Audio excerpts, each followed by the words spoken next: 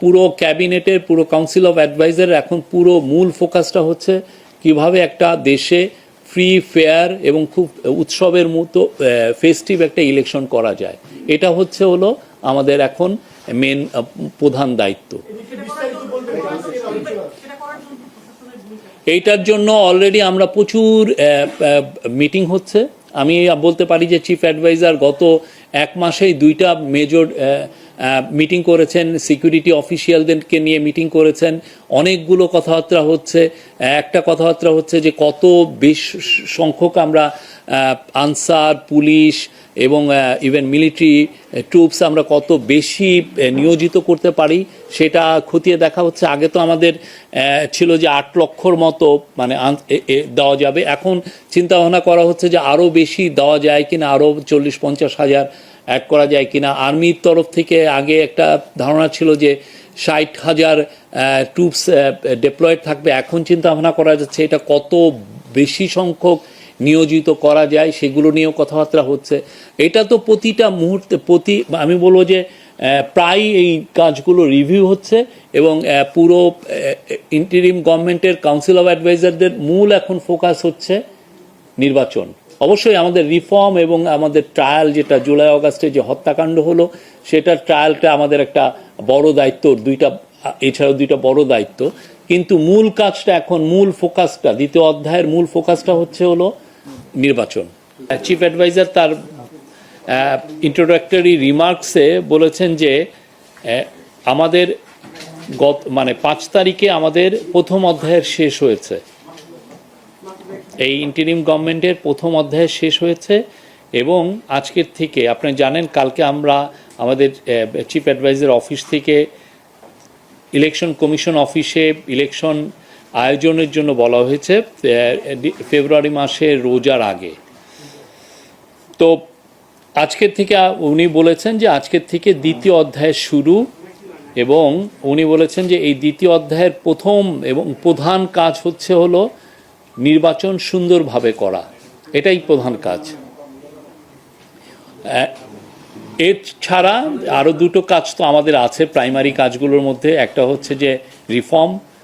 এই রিফর্মের বিষয়ে আপনারা শীঘ্রই শুনবেন যে ডক্টর আলী রিয়াজ সম্ভবত একটা প্রেস কনফারেন্স করবেন, এখানে উনি আরও হাইলাইট করবেন যে জুলাই চার্টারে বিশেষ করে কনস্টিটিউশনাল রিফর্ম এর যে বিষয়গুলো যেগুলো আছে সেগুলো নিয়ে ওনাদের কি কি প্রোগ্রেস আছে সেটার উপর আপনাদেরকে আপডেট করবেন। আর হচ্ছে ট্রায়াল নিয়ে প্রায় আমাদের আইসিটির যিনি চিফ প্রসিকিউটর তাজুল ইসলাম ভাই আপনাদেরকে জানান, তো উনিও সামনে আপনাদেরকে এখন নিয়মিত আপডেট দিবেন। ট্রায়ালের ক্ষেত্রে আমরা বলতে পারি 4টা ট্রায়াল শুরু হয়েছে, 27টি ইনভেস্টিগেশন পর্যায়ে আছে, 16টা চার্জশিট হয়েছে এবং এই পুরো বিষয়টা ক্যাবিনেট প্রতিনিয়তই এটা আপডেট নিচ্ছেন সংশ্লিষ্ট সবার কাছ থেকে। আজকের মিটিংয়ে কাউন্সিল অফ অ্যাডভাইজার 2টি কংগ্রেচুলেশন প্রস্তাব গ্রহণ করেন। একটা হচ্ছে যে তারা শেখ বশির উদ্দিন আমাদের কমার্স অ্যাডভাইজারকে কংগ্রেচুলেশন জানিয়েছেন, কারণ আপনি জানেন উনি সাকসেসফুলি আমাদের যে ইউএসের সাথে যে ট্যারিফ টক্সটা সেটাকে উনি লিড করেছেন। আপনি জানেন আমরা ইউএস আমাদের উপরে 20% ট্যারিফ ইম্পোজ করেছে এবং যেটা সত্যিকার অর্থে আমাদের যারা কম্পিটিটর তাদের থেকে আমরা বলবো যে আমরা একটা এখন মোটামুটি একই বা ভালো অবস্থানে আছি। আর council of adviser also Mustafa Sarwar ফারুকিকে শুভেচ্ছা জানিয়েছেন। জানেন উনি গত এই জুলাইয়ের যে 36 দিন, এই জুলাইয়ের যে পুরো অনুষ্ঠানমালা উনি এটার একজন নিজের থেকে দাঁড়িয়ে থেকে উনি নেতৃত্ব দিয়েছেন এবং এটা একদম সুচারুভাবে কমপ্লিশন হয়েছে। এবং আপনি দেখেন এই বিশেষ করে জুলাইয়ের অগাস্টের 5 তারিখে, যেটাকে আমরা জুলাই 36 বলি, সেই দিন লাখ লাখ জনতা ছিল ইয়েতে সংসদ ভবনের পাশে মানিক মিয়া এভিনিউ থেকে। এইটা আজকের প্রথমে। আর অন্যান্য বিষয় যেটা হয়েছে যে আজকে ক্যাবিনেটের তরফ জুলাইয়ের মে জুলাই যে ডিসিশন হয়েছে ক্যাবিনেটের, সেটার উপর আজকে একটা আপডেট দেওয়া হয়েছে। এখানে বলা হয়েছে যে উপদেষ্টা পরিষদ 8ই অগাস্ট 2024 থেকে 31শে জুলাই 2025 মোট 41টা মিটিং করেন। সিদ্ধান্ত গ্রহণ এবং বাস্তবায়ন 8ই অগাস্ট 2024 থেকে 31শে জুলাই 2025 পর্যন্ত 315টি সিদ্ধান্ত নেন, এটা কাউন্সিল অফ অ্যাডভাইজার বা ক্যাবিনেট। তার মধ্যে বাস্তবায়িত হয়েছে 247টি এবং এর মধ্যে শতকরা হার হচ্ছে 78.41। এটা ক্যাবিনেট সেক্রেটারির মিটিংয়ে বলেছেন, এটা হচ্ছে যে কোনো গভর্নমেন্টের স্বাধীনতার পরে যে কোনো গভর্নমেন্টের জন্য এটা একটা রেকর্ড, এই বাস্তবায়নের রেকর্ড। আর বাস্তবায়নের দিন আছে 68টি, যেটা শতকরা হার হচ্ছে 21.59। অধ্যাদেশ প্রণয়ন হয়েছে 56টি, প্রক্রিয়াধীন অধ্যাদেশ আছে 10টি। মানে উপদেষ্টা পরিষদ বৈঠকে চূড়ান্তভাবে অনুমোদনের পর মন্ত্রণালয় বিভাগে প্রক্রিয়াধীন আছে হলো 10টি। নীতি, নীতিমালা, কর্মকৌশল, কর্মপরিকল্পনা অনুমোদন হয়েছে 6টি। দ্বিপাক্ষিক ও আন্তর্জাতিক চুক্তি, প্রোটোকল অনুমোদন, অনুসমর্থন, এর মধ্যে 10টি স্বাক্ষরিত অনুসমর্থন হয়েছে এবং 13টি বাস্তবায়ন রয়েছে। এটার সংখ্যা হলো মোট 23টি। উপদেষ্টা পরিষদের জন্য সারসংক্ষেপ উপস্থাপন হয়েছে 194টি। উপযুক্ত সময়ে বাস্তবায়নাধীন 68টি সিদ্ধান্তের বাস্তবায়ন কার্যক্রম সংশ্লিষ্ট মন্ত্রণালয় বিভাগে চলমান আছে। আর এইখানে মন্ত্রিপরিষদে আজকে দুটো বিষয়ে সুপারিশ করা হয়। একটা হচ্ছে যে রুলস অফ বিজনেসের 1996-এর রুল 27 অনুযায়ী, ক হচ্ছে হলো রুলস অফ বিজনেসের 1996-এর রুল 27 অনুযায়ী দেশে কোনো বিদেশি রাষ্ট্র বা সংস্থার কোনো বিশেষ মিশন আগমন করলে তাদের সঙ্গে আলাপ আলোচনা বিষয়ক প্রতিবেদন এক পক্ষকাল অতিবাহিত হওয়ার পূর্বে উদ্যোক্তা মন্ত্রণালয় বিভাগ কর্তৃক উপদেষ্টা পরিষদ বৈঠকে উপস্থাপন করা আবশ্যক। সচিবগণকে এই বিষয়ে প্রয়োজনীয় ব্যবস্থা গ্রহণ করতে বলা হয়েছে। ব্রিটিশ আমলে থেকে ইংরেজি ভাষায় প্রণীত আইনসমূহ পর্যালোচনাপূর্বক যুগোপযোগী করে বাংলায় প্রণয়ন করার বিষয়ে আজকে এটা উপস্থাপন করা হয়েছে, এটা বলা হয়েছে। এই ছিল হলো ক্যাবিনেটের ইয়ে। আর একটা হচ্ছে সংস্কার কমিশন। আপনি জানেন আমাদের এই প্রধান উপদেষ্টা 11টি মোট সংস্কার কমিশন করেছিলেন। 11টি সংস্কার কমিশনের যেগুলো আশু বাস্তবায়ন করা দরকার সেটার উপরে যে নির্দেশ দেওয়া হয়েছিল সেটার আজকে একটু আপডেট নেওয়া হয়েছে, রিভিউ করা হয়েছে। তো এখানে আমি আবারও পড়ি। রাষ্ট্রের বিভিন্ন খাতে সংস্কারের লক্ষ্যে মাননীয় প্রধান উপদেষ্টার অনুশাসন মোতাবেক 11টি সংস্কার কমিশন গঠন করা হয়। কমিশন সমূহ ইতোমধ্যে মাননীয় প্রধান উপদেষ্টার নিকট প্রতিবেদন দাখিল করেছে। মাননীয় প্রধান উপদেষ্টার নির্দেশনা মোতাবেক নির্বাচন ব্যবস্থা সংস্কার কমিশন, পুলিশ সংস্কার কমিশন, বিচার বিভাগ সংস্কার কমিশন, দুর্নীতি দমন কমিশন সংস্কার কমিশন এবং জনপ্রশাসন সংস্কার কমিশন কর্তৃক প্রস্তাবিত সুপারিশের মধ্য থেকে মাননীয় আইন উপদেষ্টা 121টি সুপারিশ আশু বাস্তবায়নযোগ্য মর্মে চিহ্নিত করে মন্ত্রী পরিষদের বিভাগে প্রেরণ করেন। আজকে সেটার একটা আপডেট হয়েছে। তার মধ্যে 16টি অলরেডি বাস্তবায়ন হয়েছে, 16টি সুপারিশ অলরেডি বাস্তবায়িত হয়েছে। 85টি বাস্তবায়ন হচ্ছে, আন্ডার ইমপ্লিমেন্টেশন আছে। আর আংশিক সুপারিশ 10টি বাস্তবায়ন, আংশিক এটা বাস্তবায়ন হচ্ছে।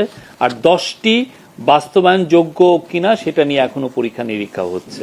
এই মোট 121টির মধ্যে এগুলো মিনিস্ট্রিগুলো, আপনারা এই মিনিস্ট্রিগুলো এটা আমি পরে আপনাদেরকে বলতে পারবো। হ্যাঁ, এর উপর বাস্তবায়িত সুপারিশের এটাই আমি পেয়েছি। অন্যান্যগুলো আমার মনে হয় আপনাদেরকে না। হ্যাঁ,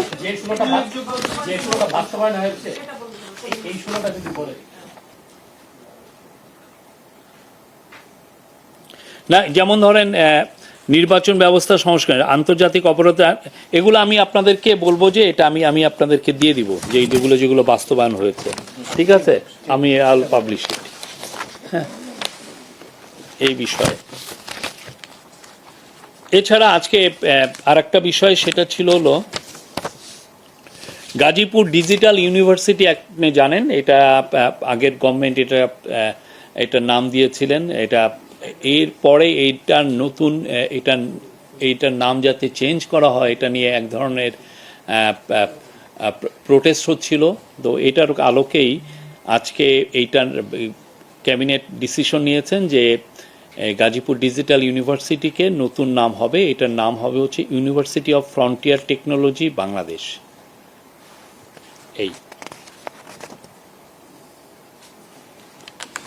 এই ছিল আজকের মোটামুটি। আর অন্যান্য বিষয়ে আমরা বলতে পারি যে আজকে এই যেই মাইলস্টোন ট্র্যাজেডি নিয়ে আবার আলোচনা হয়েছে, এবং এখানে যারা মারা গেছেন, বিশেষ করে দুইজন টিচার এবং একজন আয়া, তাদেরকে বিশেষ কি সম্মাননা দেওয়া যায় সেই বিষয়ে আলোচনা হয়েছে। এটার উপরে আপনার সামনেই এটা ডিসিশনটা আপনারা জানতে পারবেন। আর মেহরিন চৌধুরী, আপনি জানেন যে ওনার যে বীরত্ব, ওনার যে সাহস উনি যে দেখিয়েছেন, ওনার ছেলে মানে স্কুলের স্টুডেন্টদেরকে উদ্ধারে উনি ওনার জীবনকে আত্মদান করেছেন বলতে হবে। তো ওনার উপরে ওনার নামে এডুকেশন মিনিস্ট্রি একটা ন্যাশনাল অ্যাওয়ার্ড ঘোষণা করবেন খুব শীঘ্রই। এই অ্যাওয়ার্ডের নাম হবে Mehreen Chowdhury award or prize for outstanding services. এইটা দেওয়া হবে শুধুমাত্র দেশব্যাপী যারা টিচার আছেন, হ্যাঁ, টিচারদেরকে দেওয়া হবে। এটা যে কোনো টিচার হতে পারেন, টিচারদের মধ্যে থেকে এই অ্যাওয়ার্ডটা দেওয়া হবে। এছাড়া আপনি আর একটা বিষয়েও আলোচনা হয়েছে। আপনারা জানেন যে যারা জুলাই আপরাইজিংয়ে যারা শহীদ হয়েছেন, তাদের যে ফ্যামিলি বা তারা যারা এদের ফ্যামিলির মধ্যে এক ধরনের মাঝে মধ্যে আমরা দুই একটা ডিসপিউট দেখছি যে শহীদদের জন্য যেই সম্মানী দেওয়া হচ্ছে, সেটা নিয়ে তাদের মধ্যে মাঝে মধ্যে ডিসপিউট, কে টাকাটা পাবেন। তো সেটার জন্য একটা বিধি করে দেওয়া হবে। এই বিধিটা খুব শীঘ্রই আপনারা এক সপ্তাহের মধ্যেই জানবেন যে বিধি কে কতটুকু অংশ পারবে। যদি ওয়াইফ থেকে থাকেন, ওয়াইফ কীরকম পাবেন, বা বাবা মা কতটুকু পাবেন, বা ছেলে, এই বিষয়টা নির্ধারণ করার জন্য একটা বিধি হচ্ছে। এই বিধিটা আপনারা মুক্তিযোদ্ধা মন্ত্রণালয় আপনাদেরকে জানাবে। Thank you very much. আমি প্রশ্ন নেই, মেয়েদের থেকে ফার্স্টে নেই, লেডিস ফার্স্ট। আমি লেডিস ফার্স্টে মেয়ে। হ্যাঁ হ্যাঁ, আচ্ছা।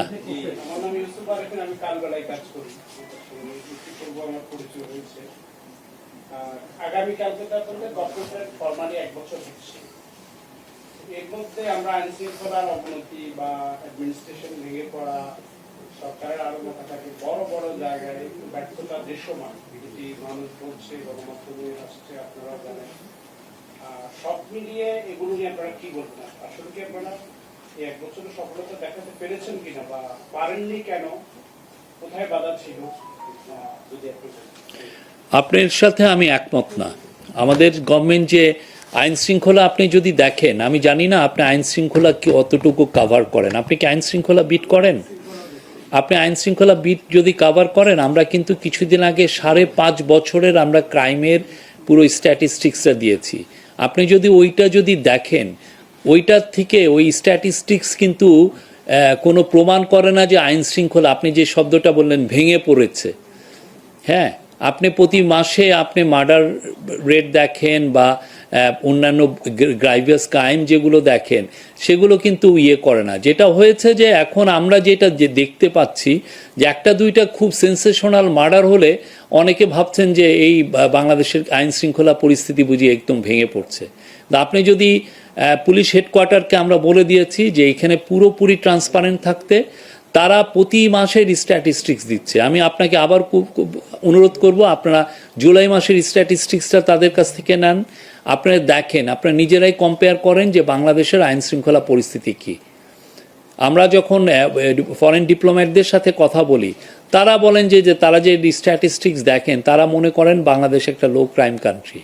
তো সেই অনুযায়ী আপনি যেটা বলছেন সেটা হচ্ছে অনেকটা ওই টক শোতে যে যারা এই ধরনের কথা বলেন সেটাকে আপনি আপনার প্রতিফলন হচ্ছে।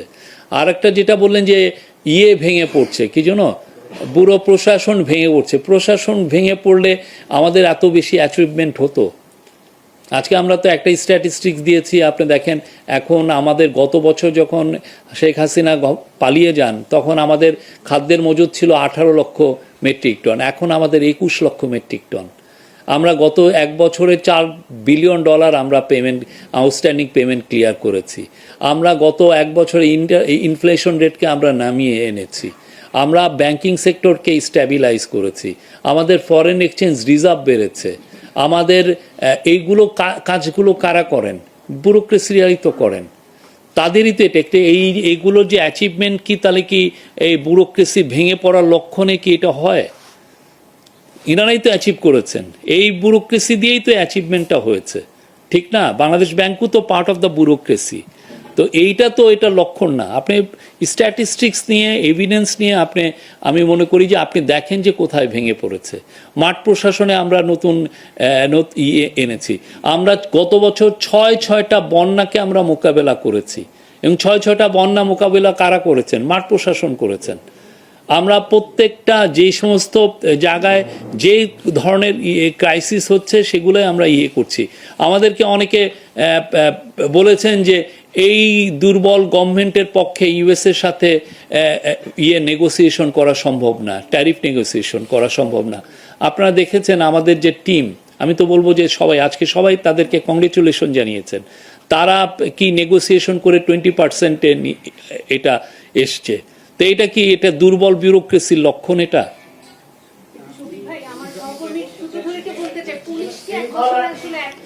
পুলিশ যথেষ্ট অ্যাক্টিভ হয়েছে। আপনার তো পুলিশ অ্যাক্টিভ না হলে মার্ডার রেটের এটা তো একটা দেশের পূর্ণ মার্ডার রেটেই তার রিফ্লেকশন হতো।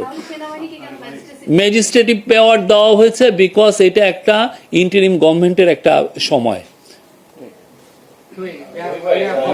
আপনি বলছেন যে এটা দুর্বলের জায়গা, যেটা বলছিলেন যে মৎস্য প্রাণী সম্পদ মন্ত্রণালয় 8 মাস যাবত চলতি দায়িত্বে একজন সচিব দায়িত্ব পালন করলেন। শিক্ষা মন্ত্রণালয়ের মতো চলতি দায়িত্বে থাকলে উনি তো সচিব, এটা তো না। যুগ্ম সচিব এটা ভর্তি হলেন উপসচিবের, এখানে প্রায় 7 মাস ধরে, মানে 5 মাসের অধিক সময় হয়ে গেছে। তারা মাঠ থেকে নিয়ে এসে নতুন করে স্বীকৃতি দিতে পারছে না সরকার, এবং দেখা যায় যে অনেকগুলি আদেশ গত 1 বছরে সকালে হচ্ছে বিকালে বাতিল হয়ে যাচ্ছে। একদিন 2 দিন পরে সচিব হওয়ার পরে সচিব পদে আর যেতে পারতেছে না। এই যে প্রশাসনে আমি আপনাকে অনুরোধ করব, আপনি এগুলো ক্ষেত্রে যথেষ্ট স্ট্যাটিস্টিক্স নিয়ে আসবেন। বাংলাদেশে চলতি দায়িত্বে সচিব থাকা এটা একটা নতুন কোনো ঘটনা না। এটা বাংলাদেশে আমি নিজে সচিবালয়ে কভার করেছি। সচিবালয়ে আমি কয়েক বছর ধরে আমি কভার করেছি। তো চলতি দায়িত্বে একজন অনেকদিন ধরে সচিব থাকা, এটা আপনি দেখবেন উনি এফিশিয়েন্ট কিনা। চলতি দায়িত্বে কে থাকলো আপনি দেখবেন যে উনি এফিশিয়েন্ট। উনি যদি এফিশিয়েন্ট হন, হোয়াই নট? প্লিজ আমি আরো আপনার যেগুলো আপনি করছেন, আমি আপনাকে অনুরোধ করব এগুলো ক্ষেত্রে আপনি প্রমাণ সহ আমাকে বলবেন। কোশ্চেন করলে আপনি যেটা বলছেন, আপনি সুইপিং এ কিছু কথাবার্তা বলছেন, বলেন এবার। আর আমরা যেটা যে দোষর হিসাবে যে কিছু কর্মকর্তাকে আমরা বলছি, আসলে এটার কোনো, আমরা গত 1 বছর প্রশাসনে কাজ করতে গিয়ে এটার কোনো ডেফিনেশন আছে কিনা যে সঙ্গে আসলে কারা দোষর? কারণ আমরা দেখছি যে যারা অনেক সুবিধাই ছিলেন, অনেক টাকা পয়সাও করেছিলেন, তারাও ভালো ভালো, এই যে আপনি বলছেন অনেক সুবিধায় ছিলেন, অনেক টাকা পয়সা করেছেন, এগুলো তো খুবই ভেগ টার্ম, ঠিক না? কিন্তু মানে যদি সুবিধার আসলে আবার কেউ আছেন যে ওএসডি হয়ে গেছেন, কিন্তু তারা কেন ওএসডি? আমাদের আমি আপনাকে বলি, আমি ফ্যাসিবাদী সরকারের সময় যারা রুলস ভায়োলেট করেছেন, সরকারি কর্মচারী বিধি যারা ভায়োলেট করেছেন, তাদের বিষয়ে আমরা অ্যাকশন নিচ্ছি। আমরা এখানে দোষর এগুলো চিনি, আমরা দেখছি যে আইন কেউ ভায়োলেট করেছেন কিনা, আমরা দেখছি যে সরকারি যে এমপ্লয়ীদের জন্য যেই অফিসিয়ালদের জন্য যেই রুলস আছে সেটা ভায়োলেট করেছেন কিনা সেটা আমরা দেখছি এবং সেই অনুযায়ী ব্যবস্থা নেওয়া হচ্ছে এবং নেওয়া হয়েছেও। আমার প্রশ্ন প্রথমে আপনি যেটা বলছেন সরকারের দ্বিতীয় অধ্যায় প্রথম কাজ হলো সুষ্ঠু নির্বাচন করা। সুষ্ঠু নির্বাচনের প্রশাসনের বড় ভূমিকা আছে। গতকাল আমরা দেখেছি স্বরাষ্ট্র উপদেষ্টা বলেছেন যে এবার নির্বাচনের বিতর্ক এড়াতে এসপি ওসিদের লটারির মাধ্যমে নিয়োগ হবে। সেক্ষেত্রে ডিসিদের বিষয় কি সিদ্ধান্ত? নাম্বার ওয়ান, এরকম প্রশাসনের কি নির্দেশনা ছিল আজকে প্রধান উপদেষ্টা মহোদয়? আর দ্বিতীয় প্রশ্ন হচ্ছে আজকের বৈঠকে নির্বাচনের তারিখ নিয়ে কোনো কথা না, এই তারিখের বিষয়টা তো ইলেকশন কমিশন দেখেন। আমাদের একটা ব্রডার টাইমলাইন ইন্টারিম গভর্নমেন্ট যে চিফ অ্যাডভাইজার উনি দিয়েছেন এবং এখন এটা ইলেকশন কমিশন তারা এক্সাক্ট ডেটটা জানাবেন, এটা ওনাদের দায়িত্ব, ওনারা এটা আপনাদেরকে জানাবেন। আর প্রথম কোশ্চেনটা কি ছিল? প্রশাসনের জেলা প্রশাসকদের এইটা নিয়ে কথাবার্তা হচ্ছে, এটা এখনো ফাইনাল ডিসিশন হয়নি, বাট আপনার অতি শীঘ্রই ফাইনাল ডিসিশন দেখবেন। আমাদের আজকে ইলেকশন কমিশন নিয়ে প্রথমে উনি যে বক্তৃতা দিলেন এরপরে তেমন একটা আলাপ হয়নি। একটা বিষয়, নির্বাচনের যে দামেজ শুরু হয়েছে, বৈষম্য বিরোধী ছাত্রদের একটা দাবি ছিল আওয়ামী লীগকে নিয়ে নিষিদ্ধ হয়ে যাবে কিছু। আপনার নামটা? আমার নাম চপর, আমি এটি মামলায় আছি। হ্যাঁ, সামনে নির্বাচনে আওয়ামী লীগ, 14 দল, জাতীয় পার্টি, এই দলগুলো যারা আছে যাদের মধ্যে ফ্যাসিস্ট হওয়ার একটা অভিযোগ আছে, তারা অংশ নিতে পারবে কিনা বা নেবে কিনা যখন কোনো আলোচনা হয়েছে কিনা সেটা তো আপনাকে ইলেকশন কমিশনকে আপনাকে জিজ্ঞেস করতে হবে। কমিশন থেকে বলে সরকারের হাতে। এটা ইলেকশন কমিশন এটা আপনাকে জানাবেন। আমরা সরকারের তরফ থেকে আওয়ামী লীগের সর্বোচ্চ সমস্ত কার্যক্রম নিষিদ্ধ ঘোষণা করা হয়েছে যতদিন না এটা ওদের বিষয়, যাদের ওদের লিডারশিপদের যে ট্রায়ালটা হচ্ছে সেটা যতক্ষণ না কনক্লুড হয়।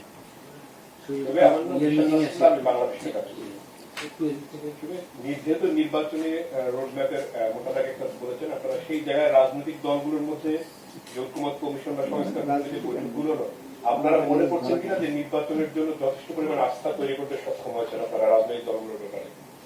আমি তো দেখলাম যে সবাই মোটামুটি ওয়েলকাম জানিয়েছে আমাদের যে চিফ অ্যাডভাইজারের যে ডিক্লারেশন, উনি যে অ্যানাউন্সমেন্টটা দিয়েছেন যে রোজার আগে ফেব্রুয়ারি মাসে ইলেকশন হবে, যেই ডিক্লারেশন উনি দিলেন, তো সেটা তো আমরা দেখলাম যে রাজনৈতিক দলগুলো ওয়েলকাম জানিয়েছে। আর রাজনৈতিক দলগুলোর সাথে তো এর আগে অনেক দফা আলোচনা হয়েছে, সামনেও অনেক আলোচনা হবে, ওনাদের সাথে আমাদের একটা চলমান ডায়ালগ চলছে। আমরা নিশ্চিত যে আমাদের খুব ভালো একটা ইলেকশন হবে এবং চিফ অ্যাডভাইজার বারবার বলছেন আমাদের সমস্ত চেষ্টা থাকবে বাংলাদেশের ইতিহাসে সবচেয়ে ভালো ইলেকশনগুলোর একটা যাতে আমরা অর্গানাইজ করতে পারি।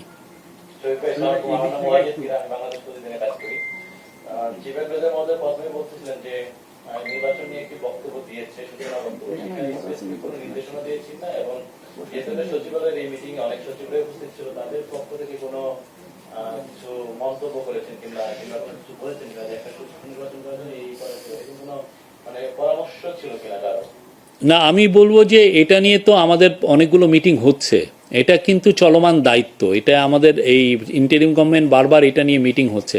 আজকে এটা নিয়ে স্পেসিফিক কোনো মিটিং হয়নি।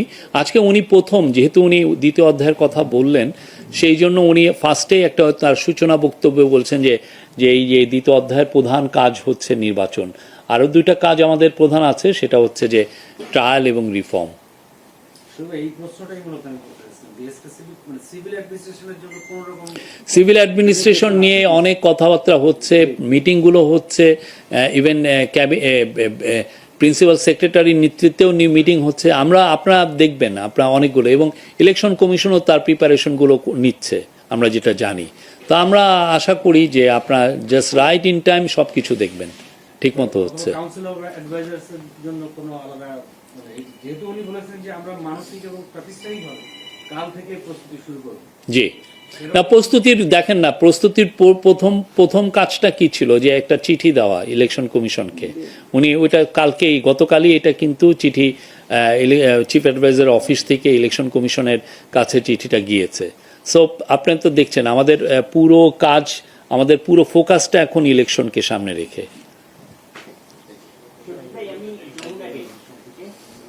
কালকে এনসিপি এবং জামাত দুই দলেই প্রেস কনফারেন্সে এই বিষয়ের উপর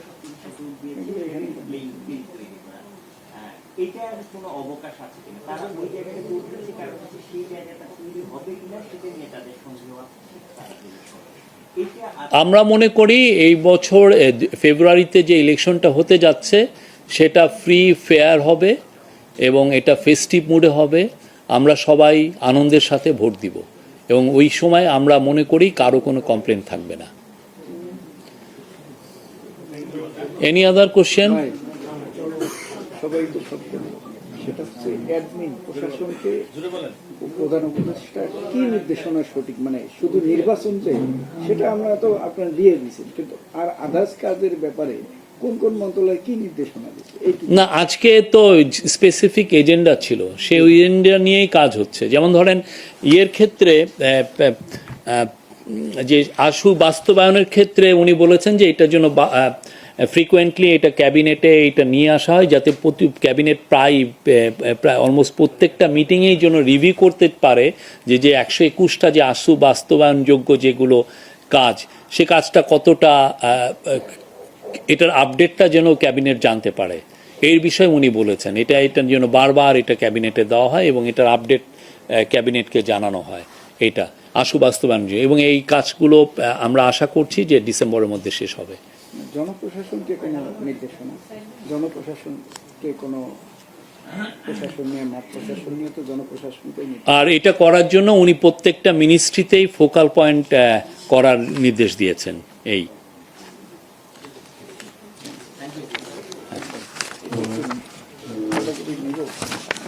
না না না সরি, আমি এটা আপনাদের